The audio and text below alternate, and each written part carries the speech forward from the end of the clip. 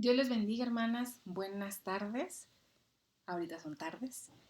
Me da mucho gusto saludarlas a través de este medio y poder compartir una palabra que Dios puso en mi corazón y deseo compartirla con ustedes. Y quiero que oremos para empezar y que el Señor se manifieste a través de su palabra. Mi Dios, en esta tarde, Señor, pongo en tus manos esta meditación. Sé que tú eres el que habla en nuestras vidas. Sé que eres tú, Señor, el que está llamándonos y sé que eres tú el que nos enseña a vivir la vida conforme a tu voluntad. Estamos dispuestos, Señor, a escucharte, estamos dispuestos a someternos a tu palabra, a ser guiados y enseñados por ella. En el nombre de Jesús. Amén. Bien, hermanos, vamos a ir al libro del Génesis en el capítulo 6 de los versículos 7 al 22. Lo voy a leer, eh, algunos versículos los voy a omitir porque vamos a tratar de avanzar lo más que se pueda. La palabra del Señor dice: y dijo Jehová, raeré de sobre la faz de la tierra a los hombres que he creado, desde el hombre hasta la bestia, y hasta el reptil y las aves del cielo, pues me arrepiento de haberlos hecho.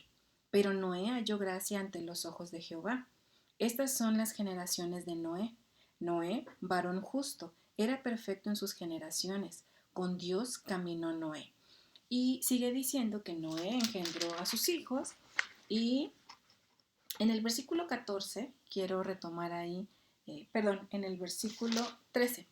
Y dijo pues Dios a Noé: he decidido el fin de todo ser, porque la tierra está llena de violencia a causa de ellos. Y he aquí que yo los destruiré con la tierra. Hazte un arca de madera de gofer, harás aposentos en el arca, y la calafetarás con brea por dentro y por fuera. Y de esta manera la harás de 300 codos de longitud del arca, de 50 codos su anchura y de 30 codos su altura. Y empieza a darle una serie de descripciones eh, y de instrucciones que tenía que hacer Noé para construir el arca. Versículo 18 dice: mas estableceré mi pacto contigo y entrarás en el arca tú, tus hijos, tu mujer y las mujeres de tus hijos contigo.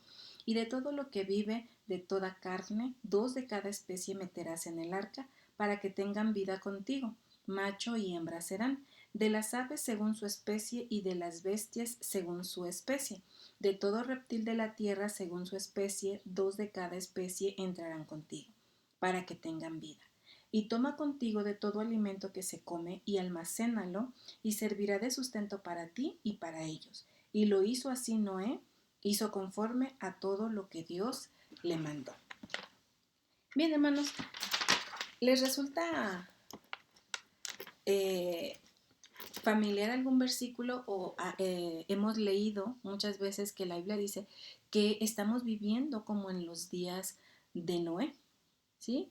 Y estos versículos me hicieron reflexionar en estos tiempos que hemos pasado encerrados. Ya no sabemos qué hacer, ya nos acabamos todo el material probablemente que teníamos pues para hacer los trabajos, pero al igual que Noé y su familia, ellos también vivieron una cuarentena, hermanos, una cuarentena en la que ellos sí de plano no podían poner un pie fuera de su lugar, de esa arca que los estaba guardando de la destrucción que había fuera de ellos. Pero fíjense, ellos no estuvieron solamente días, estuvieron semanas e inclusive, hermanos, estuvieron meses. Pero lo que llama fuertemente mi atención, y en eso quiero enfocarme en esta tarde, es la orden, la instrucción que Dios le dio a Noé.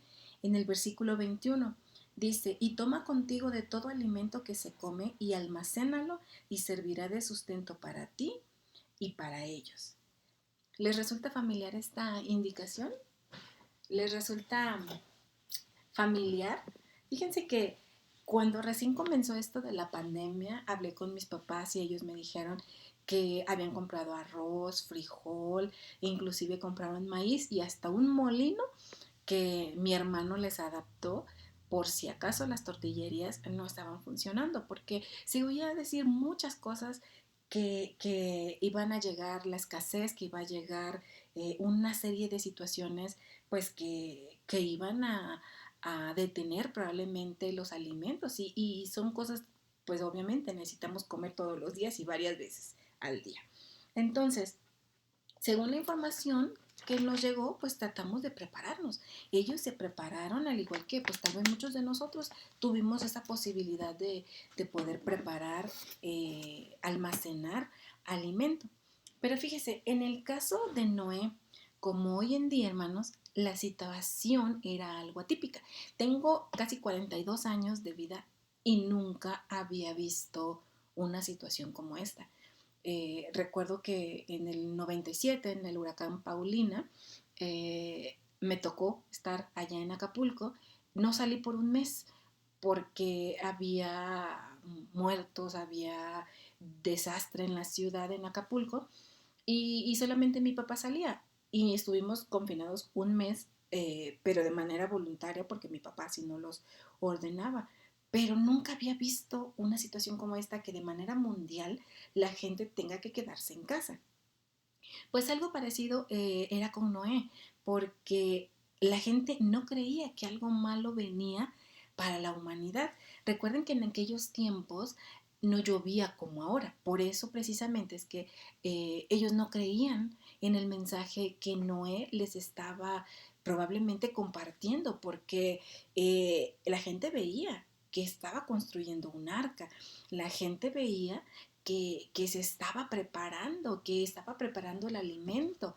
Entonces, hermanos, ellos no lo creían porque nunca había llovido. La Biblia dice que antes un rocío de la tierra o una especie de vapor salía de la tierra y regaba las plantas. Entonces, todas aquellas personas que les encantan las plantas porque también les da flojera de regar a veces, pues imagínense, no había esa preocupación. Ese no era un problema para ellos, tampoco cuando pues sembraban que el temporal pues no estuviera a tiempo, pues no era un problema. Precisamente por esa razón ellos no creyeron en el mensaje de Noé. Pienso que se burlaban de él, pienso que no le hacían caso, decían tal vez que estaba loco, que no era cierto. Pero fíjense, hermanos, lo mismo está pasando hoy en día. Como cristianos, nosotros sabemos que Cristo viene por segunda vez y lo estamos esperando y estamos deseando su venida, pero la segunda vez no va a ser como la primera, porque cuando Él vuelva va a venir con juicio y todos aquellos que no reconocieron a Cristo como su Señor y Salvador, pues así como en los tiempos de Noé, se van a quedar fuera, se van a quedar afuera y no va a haber salvación. Y así era la situación y los planes de Dios, hermanos. Por eso Dios le ordena a Noé y le dice, ¿sabes qué? Almacena todo el alimento porque tienes una gran tarea, porque tienes una gran encomienda. El Señor sabía que Noé iba a necesitar mucho alimento, porque imagínense, hermanos, estaban las vacas, los caballos comen mucho, estaba el león, estaba el tigre, estaban los conejos y cantidad de animales que ni siquiera nos podemos imaginar tal vez. Pero el Señor sabía que Noé iba a necesitar provisiones tanto para él como para su familia. Por lo tanto, el Señor le dijo, prepárate, Noé, prepárate para que puedas llevar todo lo que necesitas. Y fíjense, hermanos, quiero preguntarles, a ver, ahí en sus casas ustedes me responden, ¿cuánto tiempo pasó Noé y su familia en el arca? Según algunos versículos que yo estuve leyendo, es alrededor de 250 días, más o menos alrededor. Y la Biblia dice que inició el diluvio en el día 17 del segundo mes del año 600 de Noé y terminó el primer día del primer mes del año 601 de Noé. Entonces, pasaron no solamente días, semanas, pasaron meses, hermanos, meses en los que, imagínense cuántas situaciones no se presentaron dentro del arca. Imagínense cuántas, a lo mejor hubo pleitos, a lo mejor los hijos de Noé, Sem, Cam, Jafet, las esposas, las cuñadas, las concuñas, entonces pudieron haber tenido dificultades. Quiero que imagine, ellos no podían salir, que digan, bueno, voy al Oxxo, voy a la farmacia, voy a traer alimento. Ellos no podían salir del arca. O sea, ellos sí que no podían salir. Ahora, ¿cómo fue que Noé, un hombre que vivía rodeado de pecado, rodeado de toda esa situación que a Dios le molestaba tanto, pudo obedecer semejante encomienda? O sea, yo me pregunto, digo, ¿cómo es posible? Conociendo Noé la maldad, viviéndola, viéndola cada día, ¿cómo es que Noé pudo llevar a cabo esta misión tan difícil? ¿Sí? Pero vamos a ver, regresamos al capítulo 6, en el versículo 8, dice, pero Noé halló gracia ante los ojos de Jehová. Estas son las generaciones de Noé. Noé, varón justo. Fíjense, hermanos, aquí está la respuesta. ¿Cómo es que Noé pudo vivir rodeado de toda esta gente y hacer la voluntad de Dios? Dice la Biblia que Noé era un varón justo, era perfecto en sus generaciones. Es decir, él tenía buen testimonio, a pesar de que la gente del mundo, a pesar de que la gente que lo rodeaba vivía en total pecado, dice que él era perfecto en esa generación. Y sobre todo, hermanos, que Noé caminó con Dios. Esa es la clave, esa es la clave para entender por qué Noé pudo llevar a cabo esta misión. Porque Noé era un varón justo, perfecto en su generación, pero también porque Noé caminó con Dios. Qué importante es caminar con el Señor, porque Dios no se equivoca. Nosotros sí nos equivocamos. Nosotros tomamos caminos diferentes, tomamos caminos que nos pueden llevar a la muerte, nos pueden llevar a terribles consecuencias, pero el que Noé haya caminado con Dios le permitió abastecerse de todo lo que él necesitaba. Caminar, él tenía 600 años. Imagínense en 600 años que no se aprende. En 600 años que no hubo o que no aprendió Noé. Él caminó con Dios todos esos años para poder abastecerse de todo lo que iba a necesitar. Y no me refiero nada más a las cuestiones físicas. Ahora, hermanos, quiero trasladar este mandato de Dios al área espiritual.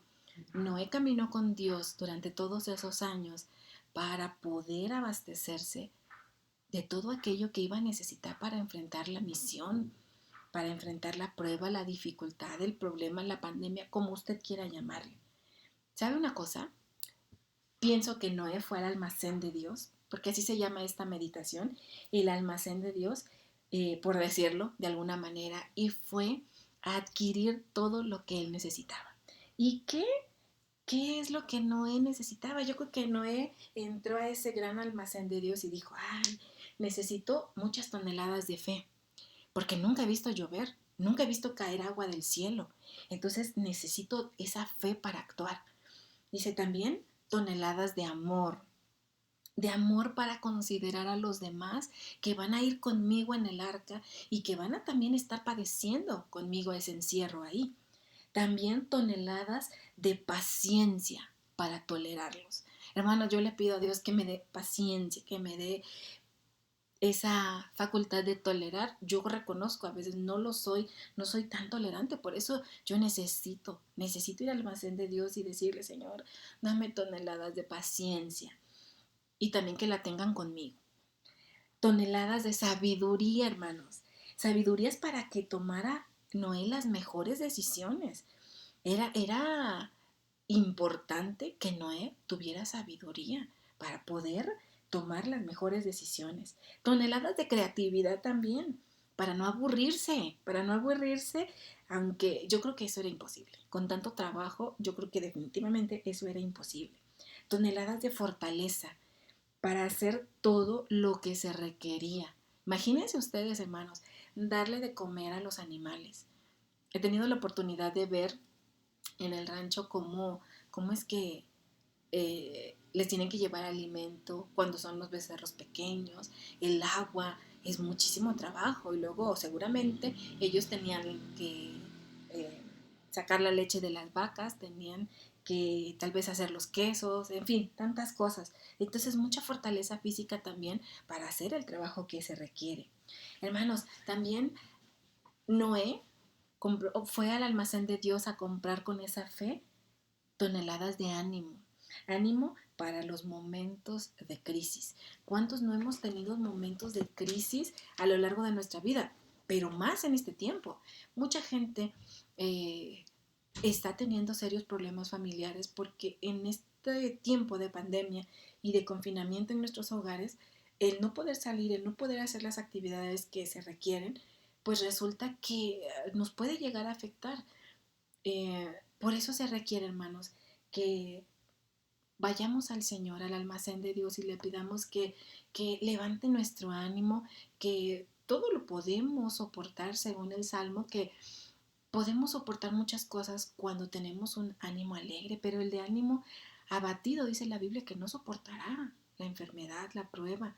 Entonces necesitamos ser animados por el Señor, necesitamos ser consolados por el Espíritu de Dios. También fue por toneladas de valor. Imagínense, para atreverse a ir contra la corriente de ese mundo. Imagínense ustedes qué le dirían a Noé, qué le dirían cuando él estaba construyendo y estaba metiendo todos los animales, los alimentos. ¿Ustedes creen que no se burlaron de él? Como se burlan tal vez de nosotros cuando decimos que esperamos la nueva venida de Cristo. Entonces necesitamos valor para hacer las cosas, para enfrentar el mundo. Necesitamos esas toneladas también de dominio propio, hermanos, para mantener a flote la misión, para no explotar y decir, ya no quiero saber nada, no quiero estar en este lugar, dejo el barco, me voy. No, hermanos, a veces nos enojamos y es cierto, como seres humanos nos enojamos y en este tiempo es difícil. Yo lo sé y lo reconozco, nos enojamos porque tal vez nos sentimos encerrados, pero Dios nos dio un arma muy importante y es el dominio propio. Entonces vayamos al Señor y digámosle, Señor, dame dominio propio, dame toneladas de dominio propio, que esto también nos va a llevar a pedir gozo. Gozo para aligerar la espera, hermanos. Es un buen tiempo de reír, es buen tiempo de ver las maravillas de Dios. Déjenme decirles algo. Aquí en casa llegan muchos pajaritos a comer porque Dios así nos mandó. Que bueno, le tengamos alimento a los pájaros. No tenemos ningún pájaro encerrado. Todos son visita. Llegan, comen y se van. Aquí es el restaurante. Y no se imaginan qué gozo tan grande el que podemos, mi esposito y yo, escuchar desde que nos levantamos el trinar de los pájaros, cómo ellos juegan, cómo se pelean por la comida también, cómo aletean. Y ese es un gozo.